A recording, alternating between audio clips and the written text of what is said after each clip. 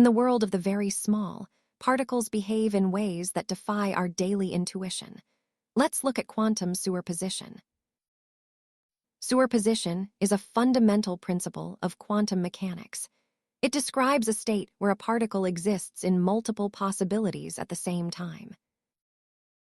Think of a classical computer bit as a light switch that is either on or off. A quantum bit, or qubit, acts more like a dimmer.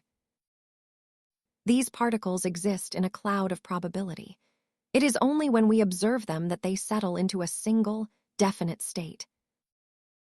While classical physics governs the world we see, quantum rules are essential for understanding how atoms and subatomic particles actually function.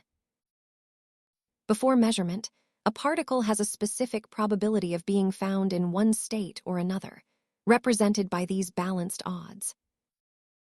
This core concept reminds us that in the quantum realm, the mere act of looking at a system forces it to make a choice. Superposition powers the future of computing and sensing. Thanks for exploring the strange world of quantum physics with us today.